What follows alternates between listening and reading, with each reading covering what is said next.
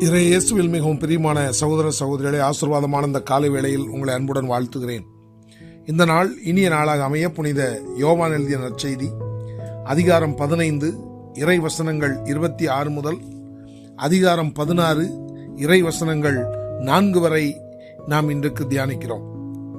இன்றைய நற்செய்தி பகுதியில் ஆண்டவராகிய இயேசு கிறிஸ்து சீடர்களுக்கு அனுப்ப போகிற துணையாளரை பற்றி அவர்களுக்கு எடுத்துரைப்பதை நாம் பார்க்கிறோம்.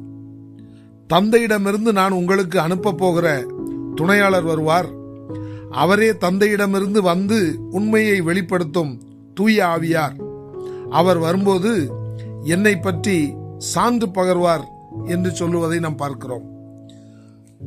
கிறிஸ்துவில் அன்பார்ந்தவர்களே, இன்றைய கிறிஸ்தவ வாழ்க்கையில் நமக்கு கிடைத்திருக்கிற மிகப்பெரிய கொடை என்று சொன்னால் அது பரிசுத்த ஆவியானவரே அல்லாமல் வேறு எதுவாகவும் இருப்பதற்கு வாய்ப்பில்லை.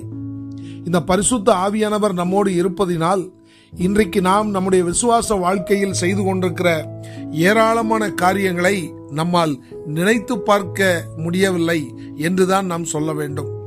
அந்த அளவிற்கு பரிசுத்த ஆவியானவர் நம்மோடு இருந்து நமக்குள் வியத்தகு செயல்களை புரிந்து கொண்டிருக்கிறார். ஆனால் இன்றைக்கு கிறிஸ்தவ சமூகம் இந்த பரிசுத்த ஆவியானவரின் மேன்மையை புரிந்து கொள்ளவில்லை, இந்த பரிசுத்த ஆவியானவரின் வல்லமையை அனுபவிக்கவில்லை, இந்த பரிசுத்த ஆவியானவரின் உதவியை மக்கள் நாடவில்லை என்றுதான் நாம் சொல்ல வேண்டும்.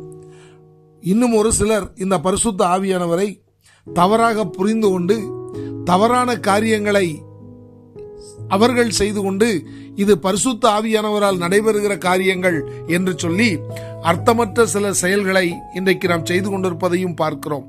ஆனால் பரிசுத்த ஆவியானவர் ஒரு நபருக்குள் வருகிற பொழுது முதலாவது அவர் செய்கிற செயல் எது என்று நாம் பார்க்கிற பொழுது, அவர் தன்னிடத்தில் இருக்கிற அந்த பரிசுத்தத்தை யாருக்குள் அவர் செல்கிறாரோ, யாரை அவர் நிரப்புகிறாரோ அவர்களுக்குள்ளும் அந்த பரிசுத்தத்தை கொண்டு வருவார் என்பதுதான் அவருடைய முதலும் முக்கியமுமான பணியாகும்.